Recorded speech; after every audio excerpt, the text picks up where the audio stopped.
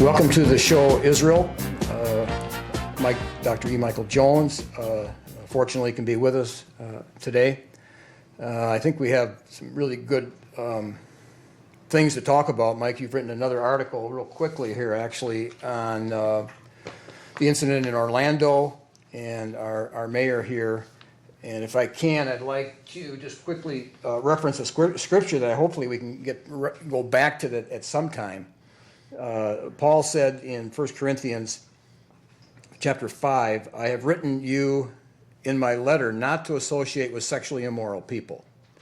Not at all meaning the people of this world who are immoral. And then he goes on and he says, but now I am writing you that you must not associate with anyone who calls himself a brother, but is sexually immoral or greedy, and not even to eat with such a one.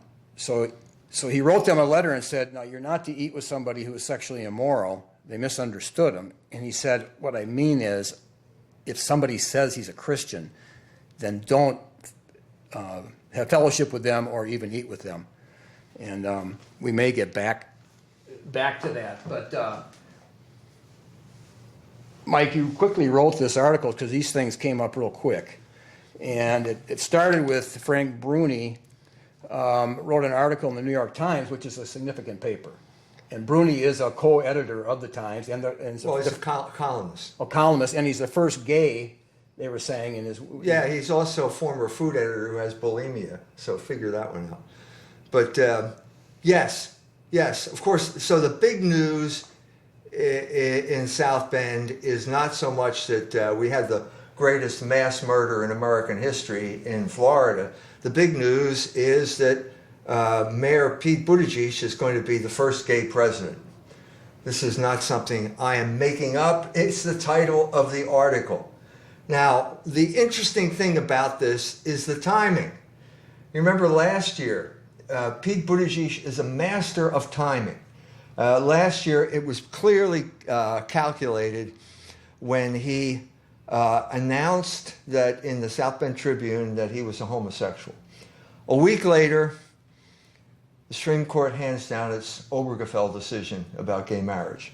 Now, you can't convince me that he didn't know the outcome that was coming. If you remember, we held that press conference last year, and as I'm talking, the news is coming over the cell phone of the reporter for the local TV station, who then asked me what I think, as if I'm going to be blindsided here by the Supreme Court. How does it feel to be on the wrong side of history, he asked me. And then I said, well, if there's ever an institution that's on the wrong side of history, it is the Supreme Court of the United States. And then I mentioned Dred Scott, the Dred Scott decision, which claimed that Negroes were 3/4 human being or something like that. Anyway, at that point, there was a lot of laughter from the black ministers who were attending, and that was the end of that.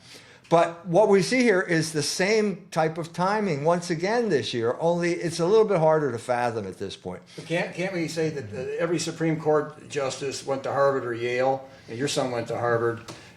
Isn't our mayor connected? Well, yeah. So, all right, so let's establish the fundamental principle here is that the government is run by the oligarchs. It has never been other than that for the entire history of the United States. There have been periods where the people have made a comeback, like the presidency of Andrew Jackson or something like that. But the United States was created by the oligarchs and for the oligarchs and of the oligarchs. It's very simple. Which is basically commerce and money. Right. Basically, we're talking about the oligarchs at that time were known as creditors. And the creditors are always a minority, and the debtors are always a majority, and that was the beginning of this whole thing. The Supreme Court was created as an oligarch institution, basically to overrule the majority whenever the oligarchs didn't like something, and that is what they have done ever since. But the connection to Harvard, I mean, if you go to Harvard, it's like he went to Harvard. Well, so to get back to the Frank Bruni puff piece on Pete Buttigieg as the first gay mayor, it's like one big resume. Okay, Pete went to Harvard. Well, yeah, that's great. And Pete was a Rhodes Scholar. Well, that's great. But what's a Rhodes Scholar? What is a Rhodes Scholar? Cecil Rhodes was a flaming racist imperialist who created a scholarship at Oxford or Cambridge. in which he would groom future administrators of the Anglo-American Empire. Wasn't he also gay? Don't know about that. Okay. I don't want to, I mean, I'm sure he put it on his resume now, but I don't know.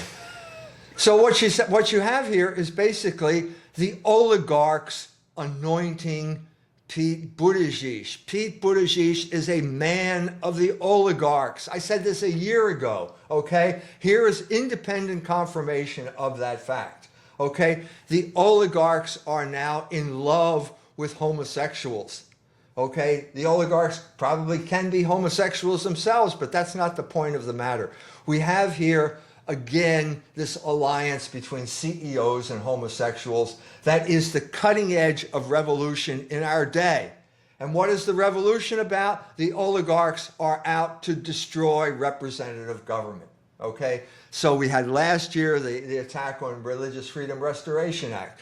1 year later, we have the same guys, the same cast of characters, Mark Benioff of Salesforce, the self-anointed commissar, parachutes into Georgia, North Carolina, and Mississippi and tells them, you cannot pass laws unless they meet the approval of the oligarchs, namely people like me. He that has the gold makes the rules. That's right. And so what we have here is the complete oligarchic rule of the United States of America. The oligarchs, as I said before, are drunk with power.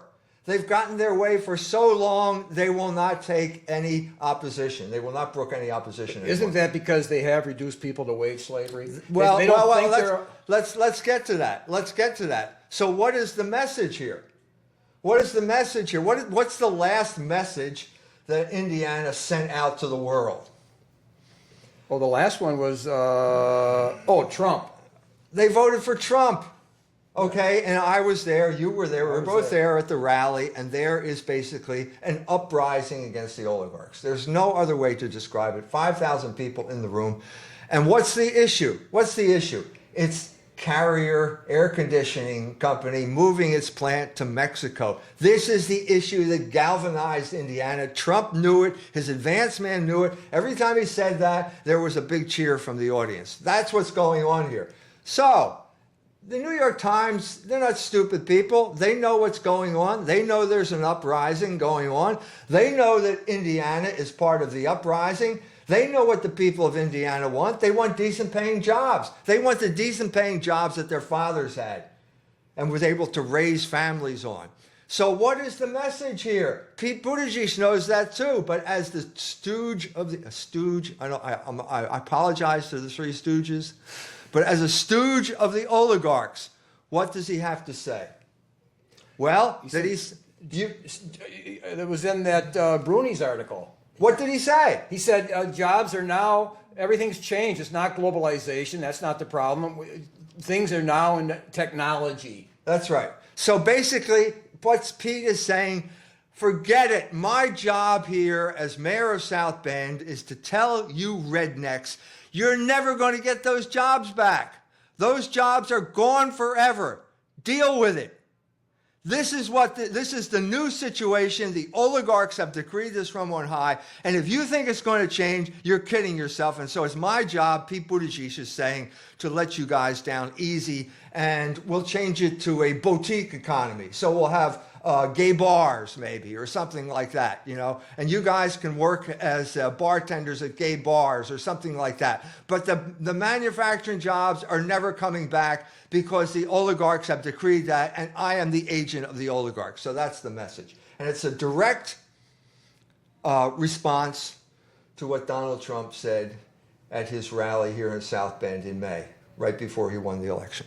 So this is, in a sense, the oligarchs' response to the uprising in Indiana. That's what the puff piece in the New York Times is about. This is what we are to learn from Pete Buttigieg, that he is totally in the hands of the oligarchs, and he has been imposed on us as our ruler to do the bidding of the oligarchs. He does not represent the people of South Bend. He does not represent the people of Indiana. And in a sense, this is the end of his career. Bruni is talking about him getting elected as senator or state representative. If he walks out of Indiana, if he leaves St. Joe County, he won't get elected as dog catcher. I guarantee you. No, why?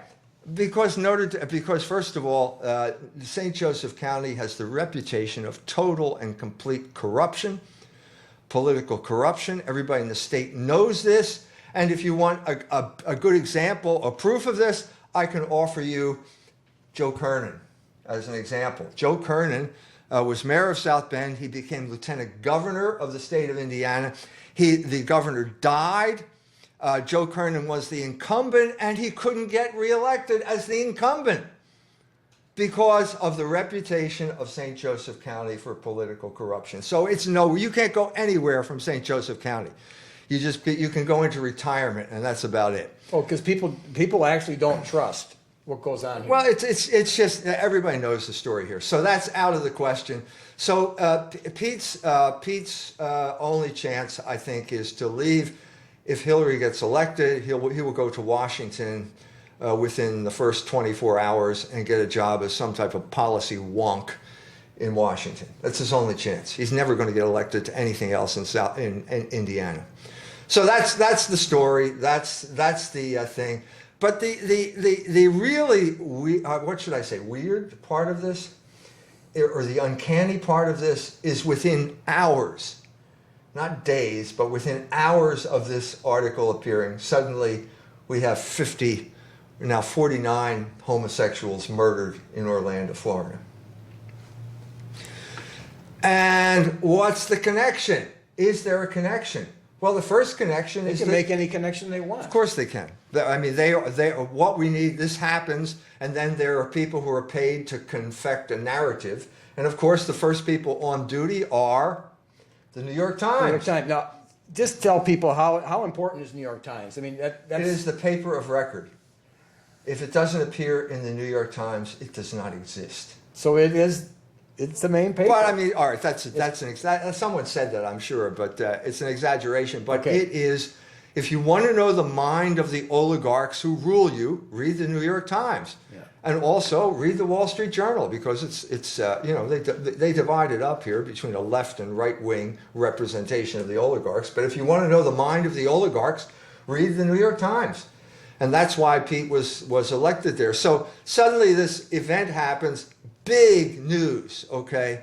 Big news even in South Bend. Now, again, what's the connection? It's uncanny. I can't imagine that Pete Buttigieg knew that 49 homosexuals were going to get murdered in Orlando in the way that he knew that Obergefell was coming down. I can't imagine that the New York Times knew this. I can't believe that. But the New York Times is the first people on the scene to explain it to us. And guess who's there on the scene? Frank Bruni. Frank Bruni again. We have to go to Frank Bruni for the narrative here. Well, apparently he wasn't having an eating problem, so he was able to write the I guess he had article. just gotten back from, I don't know where, I don't want to get into that. I don't know where it was before that. But anyway, had to probably wake up in the middle of the night. And now he's got to deal with the meaning of the Orlando Pulse Disco Massacre. Well, when it comes to meanings, there are only so many possibilities, right? And so what's it going to be? We know that the context has already been framed. The New York Times and every mainstream media outlet is campaigning for Hillary Clinton. There's absolutely no question. So everything now gets refracted through the lens of, will this get Hillary elected, or will it prevent Trump from getting elected? And so we have a war.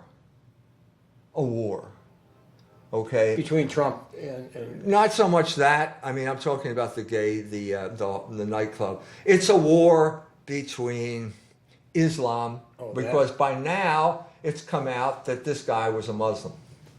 Omar Mateen went into the disco and gunned all these people down.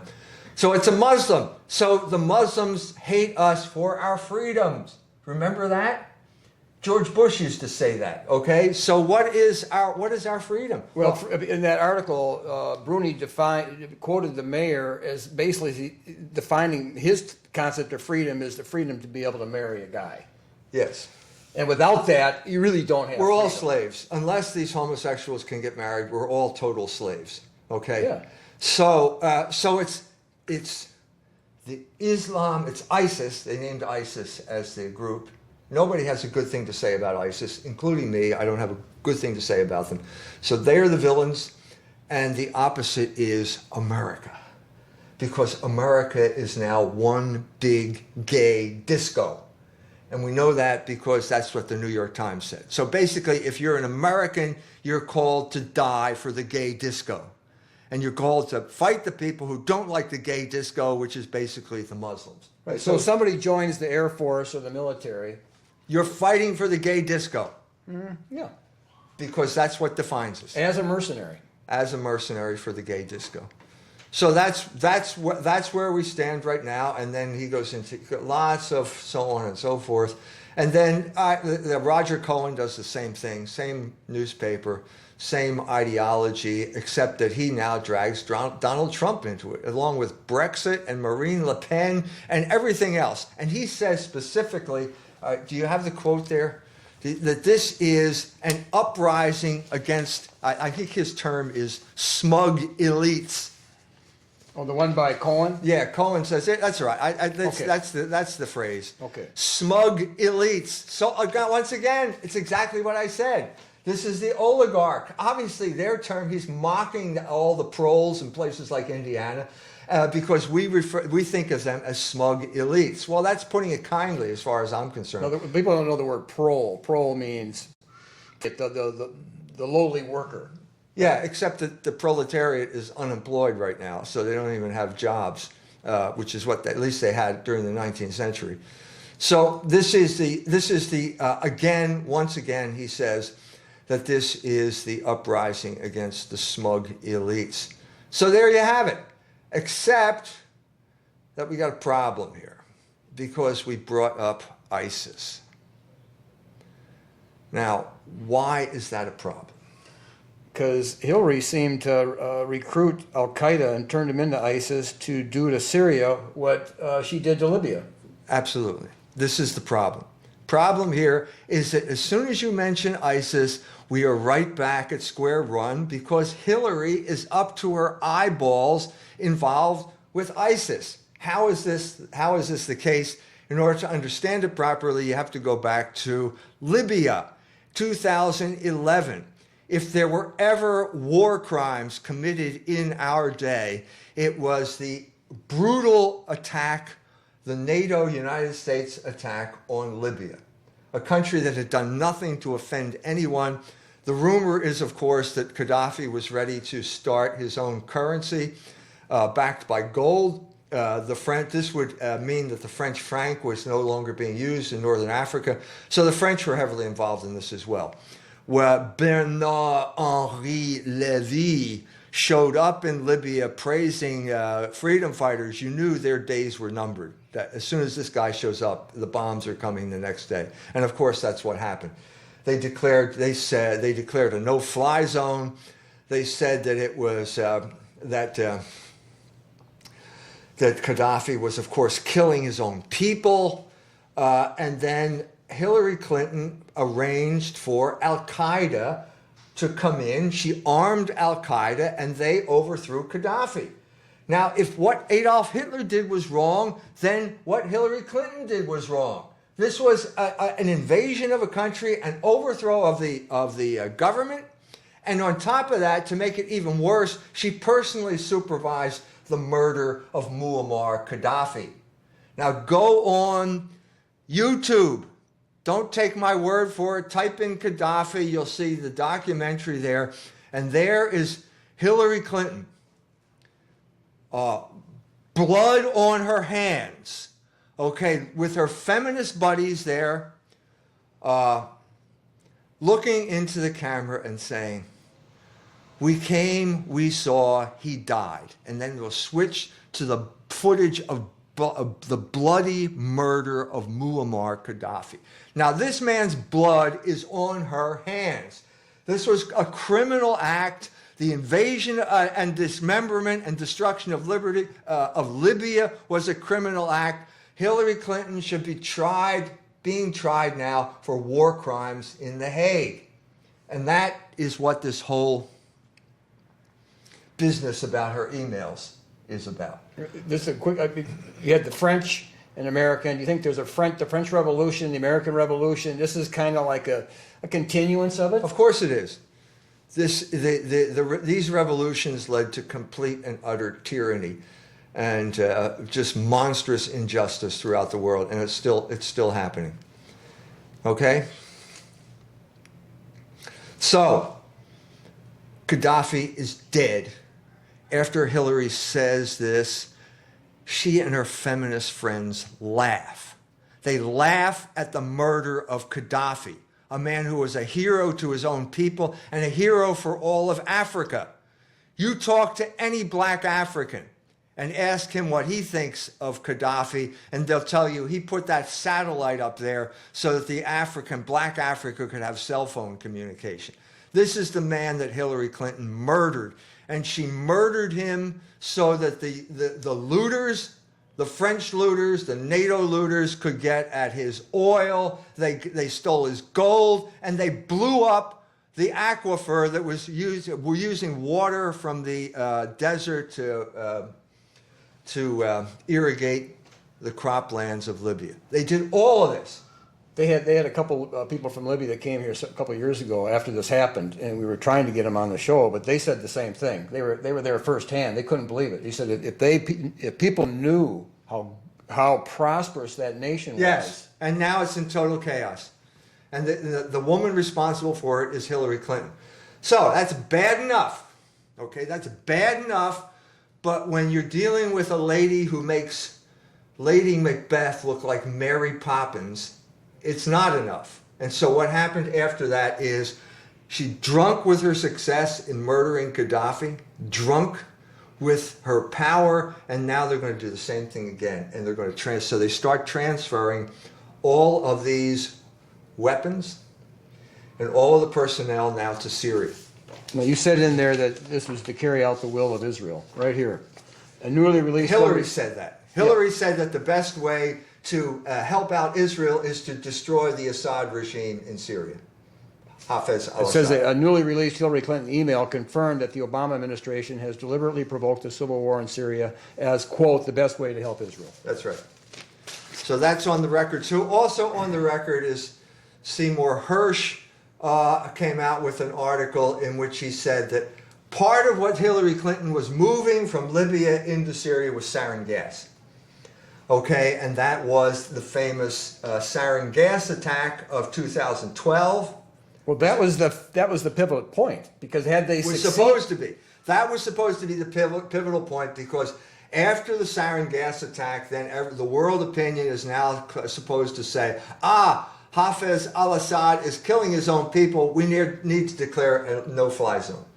It didn't happen. They didn't succeed. It didn't happen. Obama got cold feet. He backed out. He agreed to a negotiated settlement with Putin, and Putin took the poison gas, which the Americans had brought there anyway. Okay? So this is going on. In the middle of this going on, something goes bad, and Christopher Stevens, a gay ambassador to Libya, gets murdered.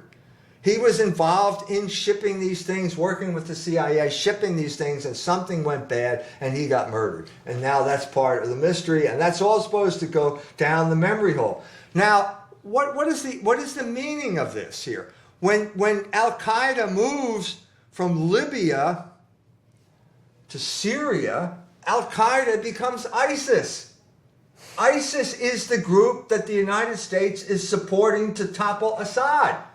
So what does this mean here? Well, it means that Hillary Clinton is putting guns and even more potent weapons into the hands of ISIS to help Israel. To help Israel and to topple Assad. Now, again, she's not the beginning of this. The beginning of this, it goes back to Afghanistan, and when Zabig Brzezinski convinced Jimmy Carter to support the Mujahideen in Afghanistan after the Soviet invasion. So again, we're dealing with blowback here. Blowback. Okay, Zabig Brzezinski hates Russia. He's a Polish aristocrat who absolutely hates Russia and has spent his whole life trying to destroy Russia. He's still at it. Okay? he didn't care what these people were like. I'm talking about the Mujahideen in Afghanistan. As long as it served his purpose. As long as they were willing to murder Soviet soldiers. And so he just piled weapon after weapon, Stinger missiles, you name it, just dump them on these people. But the problem he had was he couldn't deal with the Mujahideen directly. He had to deal with Pakistan. And he had to deal with the ISI, which is the Pakistani CIA. And that meant that he had to accept their conditions. And in addition to that, he didn't have the money. It was the Saudis who provided the money. But you're going to get into that. The guy who did the Orlando shooting, his dad ran a TV show that was called. Well, all right, let's all right, we'll get into that. But I mean, let's back up to here. So the Saudis say, okay, we'll do it, but we have to establish these madrasas, which are these basically Islamic schools that promote the most violent and irrational form of Islam out there, namely Wahhabism. And so you radicalize all these people in a way that makes them very angry at the Soviets. You let them loose and just, free fire zone, kill as many as you can. Okay, well, they succeeded. Okay, now, what happens after you succeed? Do all these people disappear? Do you hit the delete button on your computer and suddenly they're not there? No, they're still there. And guess what? They hate you. They're radicalized. They hate the United States even more than they hate the Soviet Union. We're talking about Osama bin Laden, remember him? And Ayman Zawahiri, his right-hand man from Egypt. These people hated the United States because, as the Ayatollah Khomeini said, the United States is the great Satan. But a lot of it because we do promote homosexuality. Well, why? What more proof do you need that the United States is the great Satan other than their promotion of homosexuality? It's their job to spread the sin that cries to heaven for vengeance throughout the world. Why do they do this? Because sexual liberation is a form of control. In the name of freedom. In the name of freedom. Because this is precisely what happened here. America is the gay disco. This is our definition of freedom. You can commit sodomy in the men's room, and that's freedom. Of course, you're not going to get paid a decent wage anymore, That's gone. The family wage is gone. So you better just get used to being a homosexual. And take what little wage we give you and be happy and go to the disco and have sex with 10 men. That's the new freedom.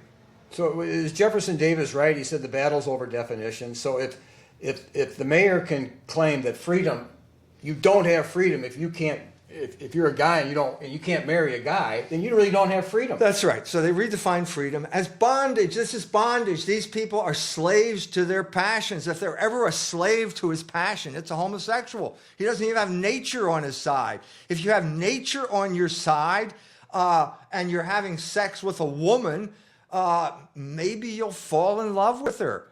And maybe she'll get pregnant, and maybe you'll have a child, and maybe you'll realize this is the way it's going to be, and you'll get married, and everything will work out. That's impossible with a homosexual. That can never happen. And that's why they are committed to the revolution. They are committed revolutionaries because they're only going to be happy when they overthrow the social order. And that they're willing to do this, and that's what they are. They're proxy warriors, exactly like the Mujahideen, except that the homosexuals are proxy warriors fighting in the United States.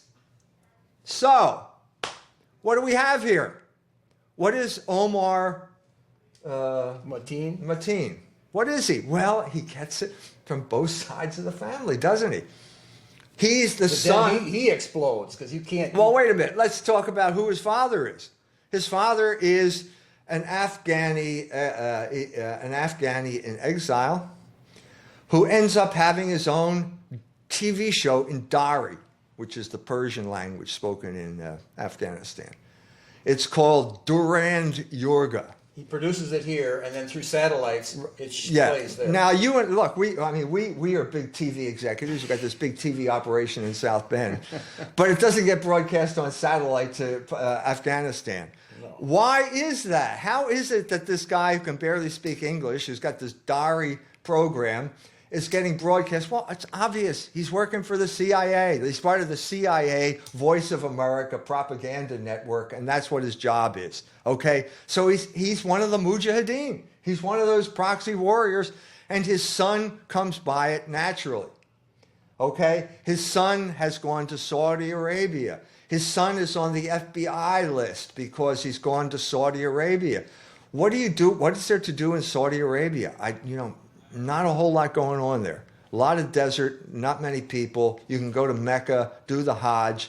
But other than that, you're probably being indoctrinated into Wahhabi ideology. Wahhabi ideology is the most extreme form of Islam that there is. Right, so you're going to become a terrorist naturally just by being... Yes, I think that's why the FBI investigated him. But then suddenly the line goes dead.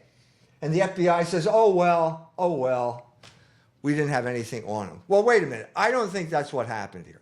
I think that once the FBI bumps into somebody who has credentials as part of the CIA, they said, oh no, well, he's one of our terrorists, okay, and they back off, and so the guy's given a free pass. Well, the CIA probably trumps the FBI. I think that's a fair assumption. And this national security is involved. So what do you have here? What do you have here? You have the United States government promoting terrorism. There's no other way to get around it. Well, the Sons of Liberty, when we started out, why would we be so opposed to it in our DNA? We were born out of a revolution, and the revolution has continued.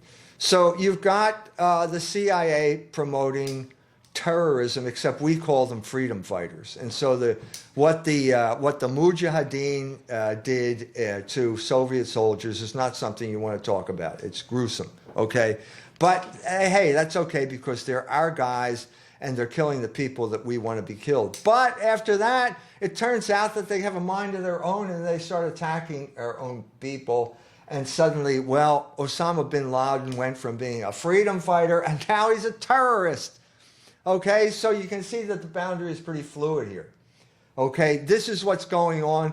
Omar Mateen is part of this operation. His father was in it. He's in it. He's going to Saudi Arabia. His mind is being filled with basically the Madrasa party line, which is basically, guess what? The United States is the great Satan. And why is the United States the great Satan? Because they promote homosexuality and moral corruption. Mm-hmm. And everybody knows that's wrong, except graduates of Harvard University. No, they think it's... Okay? So, now... we're back in Orlando, and guess what? It turns out that Mateen is a homosexual. He's been to the disco a number of times. He's got a gay dating app that he's been using. Everybody at the disco recognizes him as someone who is there regularly. So now you've really got a problem. You've got a problem.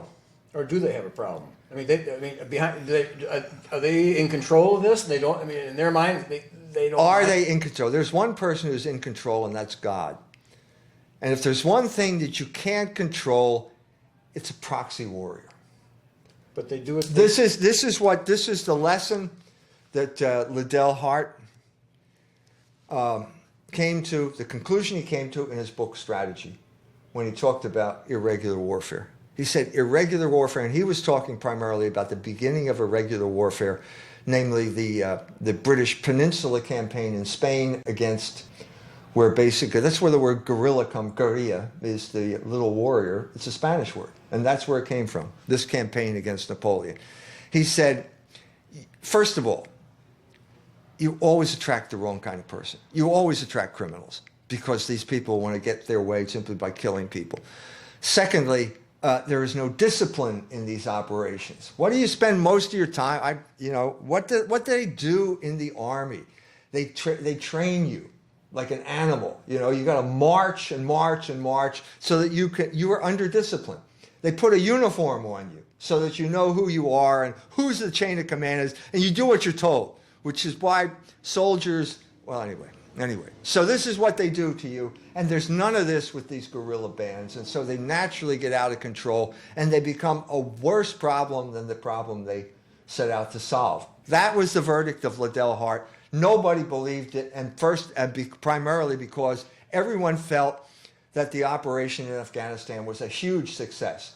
And if you don't believe me, watch Charlie Wilson's War, which is Hollywood's celebration of a total jerk who was involved in getting the weapons to the Mujahideen in Afghanistan and didn't care one way or the other what happened afterwards. Okay, But we did. We won. They defeated the Soviet Union. Soviets left, and so that was in our interest. The end of the Charlie Wilson's War is everybody at the CIA, popping the champagne corks and celebrating. Well, it didn't end, guys. It didn't end then. As a matter of fact, it's still going on, and that's what's going on at the disco. It's blowback. Okay? Now, the only other question is it a false flag operation? And that is simply something, it could be, because the political purpose of this is completely clear right now. Well, false flag, I mean, come on. They can write the article. Everything they're doing has an element of propaganda in it. Of course, propaganda is a type of false flag. Well, propaganda explains the false flag or explains the rationale for it. So we don't know who was talking. There are clerics, Muslim clerics, who were talking to this guy. We don't know what instructions they got from whom. You never know this. How are we ever going to know this? But I mean, it's certainly a possibility. I mean, there's a possibility of can one guy with basically two guns kill 50 people and wound 53 in this period of time, especially since he was barricaded in a men's room for most of the time that he was there. In the beginning, he was in a gunfight. Well, the one explanation would be he has to reload.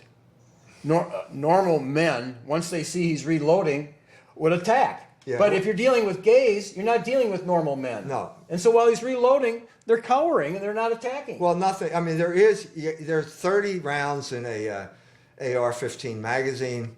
They can do a lot of damage. But you do have to reload. Yes. You're not going to kill and wound 100 people with 30 rounds. And if you have any gutsy kind of men, there's a possibility they're going to Well, we know there were two soldiers. There was a guy in a train. Remember the train in France? Yes. And there were soldiers there, and the gun jammed. And at this point, the soldiers rushed the guy because they knew. I mean, once the gun jams, the guy's defenseless. And so they rushed him and they became big heroes in France because of that. But there was nobody to do that. It didn't happen in the disco. No, maybe it's because they're homosexuals. Maybe who knows what the situation. We're talking about chaos. I'm sure it was dark in there. Maybe flashing lights.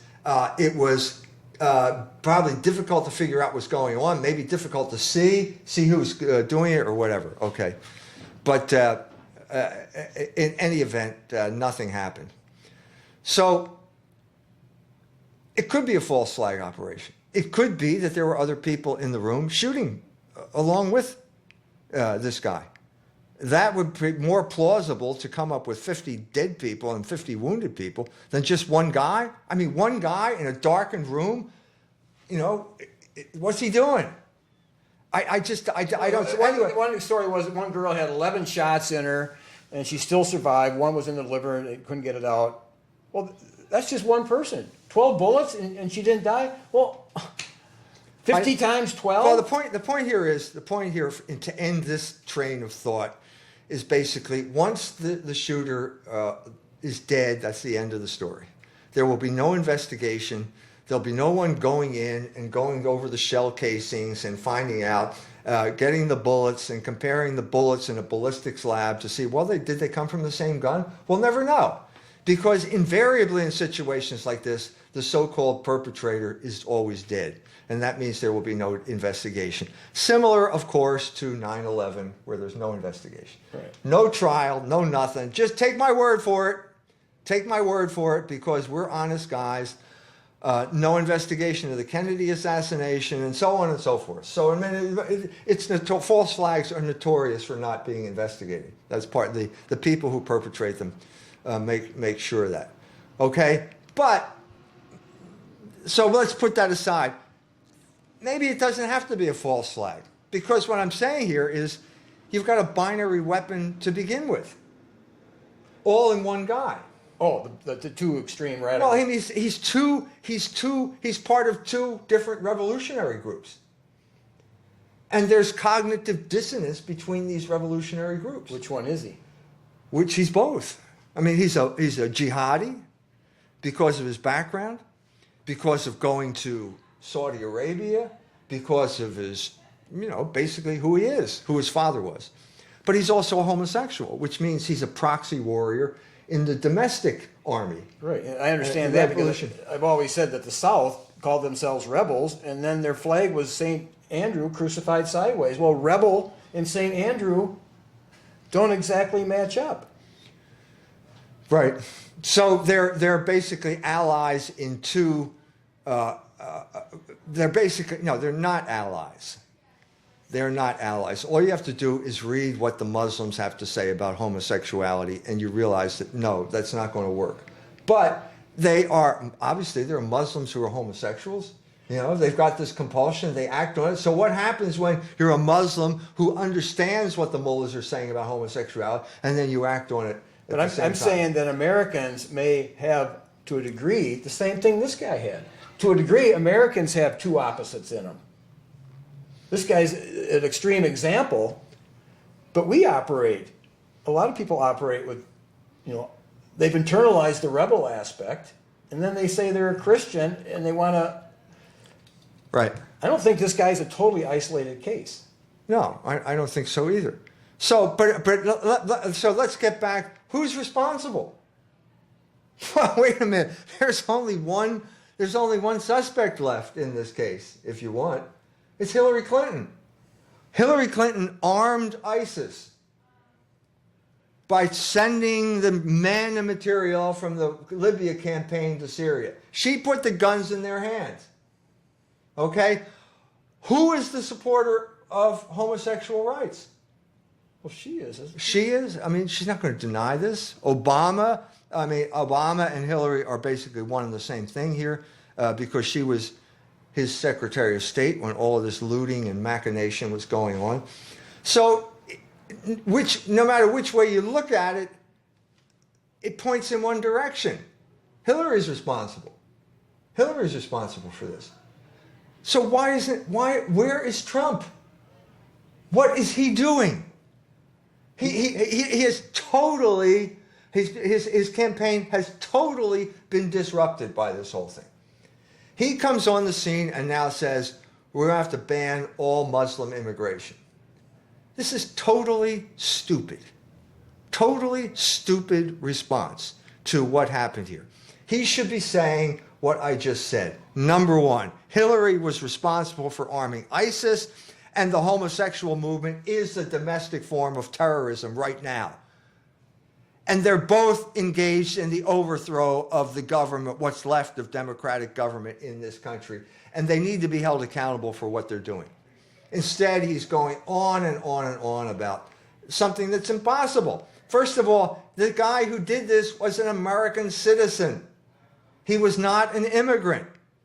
Well, what are you going to do? All Muslims who are citizens, round them up, put them in camps? That goes completely against everything that America stands for. Well, he said the same thing about the judge, saying he's Mexican, but he's an Indiana citizen. He was born here. The judge that was overruling the Trump University case. It doesn't matter. That doesn't matter because the man can have his prejudices, and that's what he was talking about. So I can understand why Trump is saying that. Okay. But to deal with an issue like this by banning Muslim immigration is, and you know what? It's becoming obvious that the Democrats couldn't be happier. They lured Donald Trump into a trap, and now like that was going to be hard. Well, they did it. They did it because now he's defending an indefensible proposition, okay? And now they can just wail at him, and he can't respond because he can't think his way out of this problem. He's got this. This is being served up to him on a silver platter. The minute the New York Times mentioned ISIS, they implicated Hillary Clinton.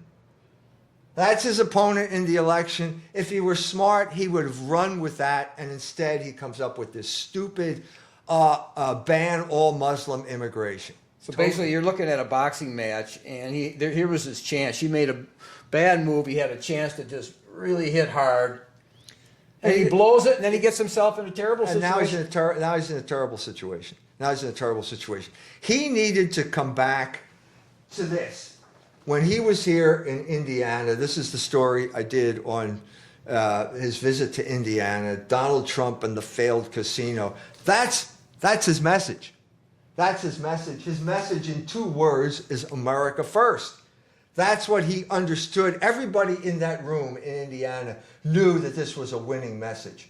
And that's precisely why his opponents, the oligarchs, have used this as an opportunity to derail him from that message. But he's caught because he went to IPAC and he fawned before IPAC, and that means Israel first. There's another instance of which Donald Trump is going to show up. Donald, I presume I can address him by his first name here. Is it America first or is it Israel first? You can't have it both ways. You know, but he's, the consummate deal maker. He comes from New York City. He's used to dealing with Jews. So he thinks he's going to finesse this. No, you're not going to finesse this. It's either one or the other. And you've got to stay on message. And if you let these people take you off message, that's the end of your campaign. And that is precisely what happened at this point. Right. Precisely at this point.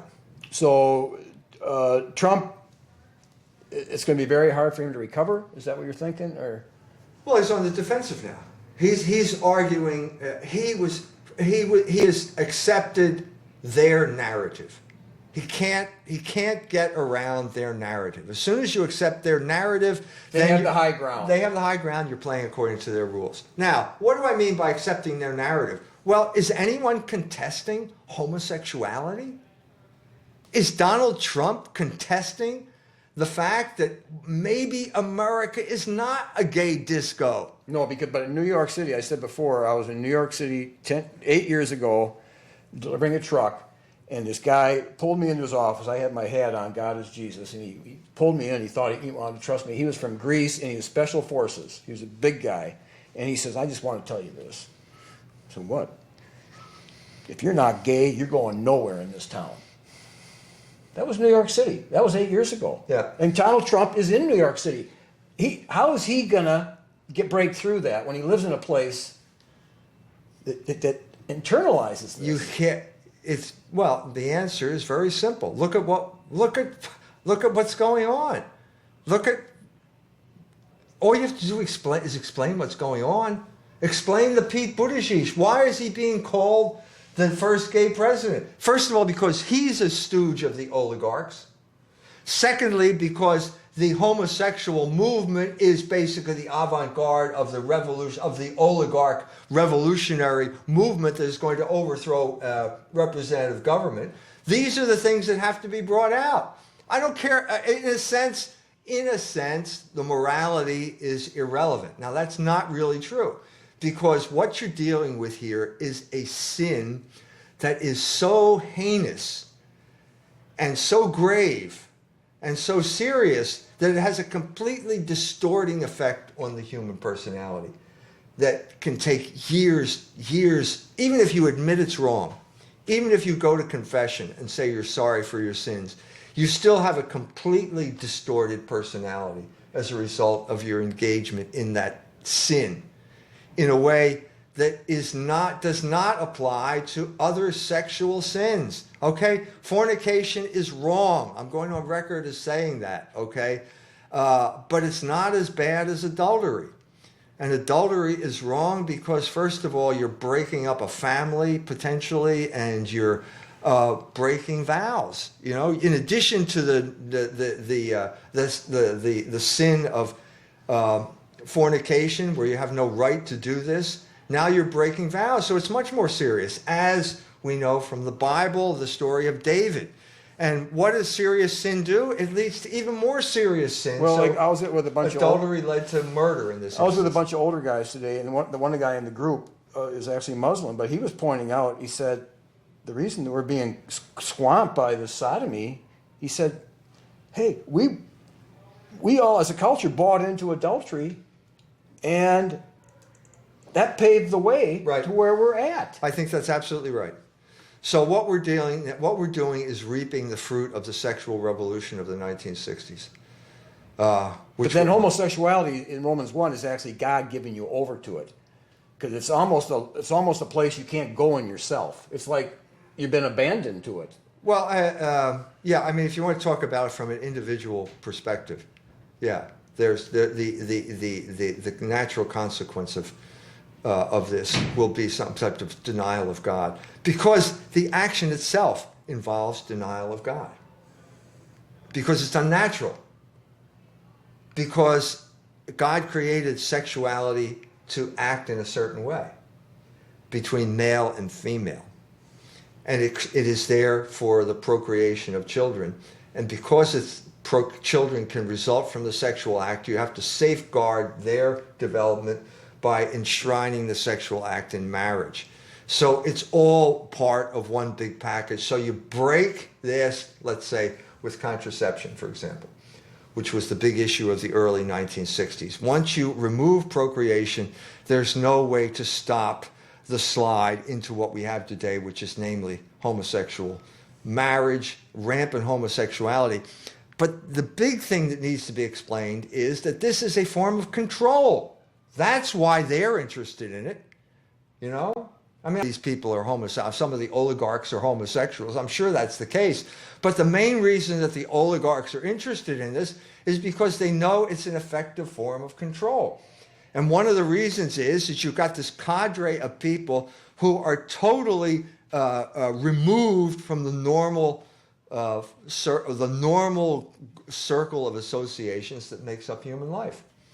Well, no family, you know. The big mantra, they were even saying it this morning, but the big mantra is God is love. But you go, okay, if God is love, how come it says in Scripture, Jesus says it, those whom I love, I chastise and I rebuke. So love is not necessarily this kind of gay, this let's just hug each other. Let's turn it around. What they do is not love. I don't care what type of feelings Pete gets when he sees his boyfriend. I don't care whether his heart starts thumping and he goes to Starbucks and buys a coffee and walks in and gives it to him. I mean, what an act of overt propagandizing for the homosexual lifestyle. Using these kids, using the public school system, using these innocent kids who are, in a sense, a captive audience to propagandize for homosexual behavior. He should be ashamed of himself. But no, he has no shame. He's completely shameless, and he's going to use this. He's using South Bend as a stepping stone to become the first gay president. It's obvious now. He does not represent the people of South Bend, Indiana. He's here to control the people of South Bend, Indiana. That is the whole point of having a Rhodes Scholar as your ruler. How much does he represent his dad's Gramscian Marxism? I mean, how Well, much? I think that totally formed him. Not so much. Certainly Gramsci. Joe Buddha Sheesh is the editor of Gramsci's papers. Doesn't produce anything. He's an endowed chair at Notre Dame for producing absolutely nothing. The only book he ever wrote was a warmed-over dissertation, standard James Joyce blah blah blah dissertation. Okay. But the main person is not Gramsci, it's Foucault, Michel Foucault, the homosexual French philosopher. And Joe has been rewarded with an endowed chair for doing absolutely nothing in terms of scholarship because he introduced Foucault to Notre Dame.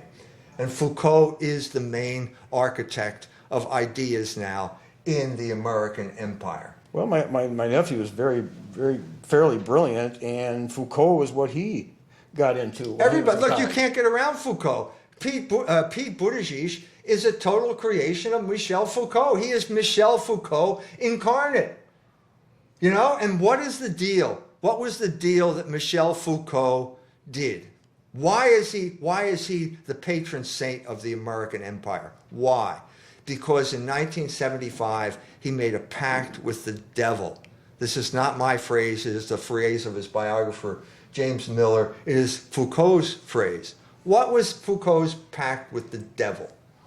He said, basically, to the oligarchs. He was teaching at Berkeley. He went to Death Valley, to Zabriskie Point in Death Valley, and took LSD with two other homosexuals. And he came to this epiphany. And the deal is basically, if you allow us unlimited, us, meaning the left. He was a representative of the left at this point. The revolutionary movement that had begun with America or the French Revolution. For 200 years, they're causing problems for the oligarchs. He makes the deal with the oligarchs, and he says, basically, if you allow us unlimited sexual freedom, which in Foucault's case meant allowing him to screw himself to death in the bathhouses of San Francisco, where he died of AIDS. If you allow us unlimited sexual freedom, we won't criticize your unjust economic system. That is the New Deal. That is the new left. That is the situation right now. And this is precisely what Buddha Sheesh is telling South Bend. Okay? Those jobs, they're gone. Don't ever expect to have a decent paying job if you live in the state of Indiana. All you can expect to be is, all you can expect now is admission to the gay disco. That's your new freedom, okay? You can go to the men's room in the gay disco and have sex with 10 guys a night, and that's the new definition of freedom. That's what Pete Buttigieg is here to do for Indiana. Right, and we're almost done. And then the challenge to the Christian at the end here, Paul says that I'm writing to you that you must not associate with anyone who calls himself a brother, but is sexually immoral. So Pete Buttigieg says he goes to church, Episcopal Church every Sunday, so he's saying he's a Christian.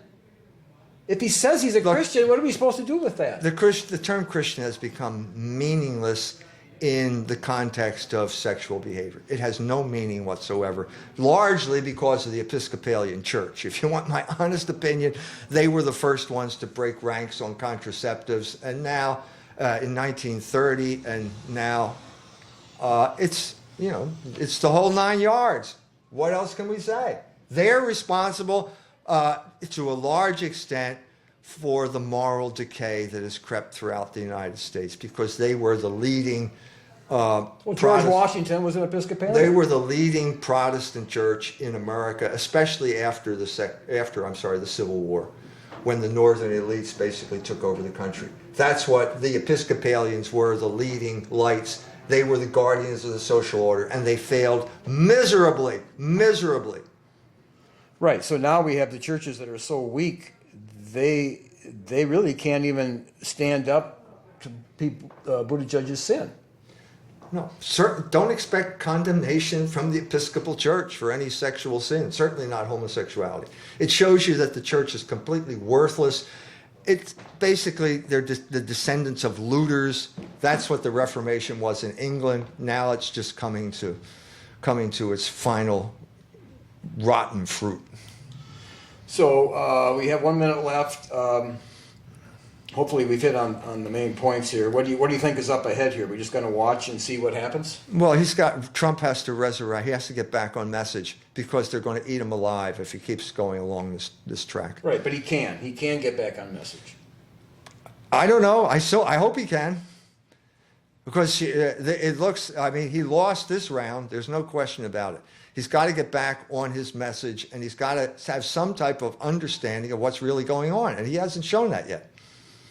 Right, but there could be a huge difference if it's Hillary Clinton or if it's Donald Trump. I think there's a difference. I think for the first election in a long time, we have a difference, and he's doing his best to muddy the waters. But we'll see. Yeah. Well, that's something to pray about. The Bible says, first of all, before all things, pray for every man, but also, first of all, pray for kings and those in authority, that we may lead a peaceful and quiet life. So that's something we can be praying for.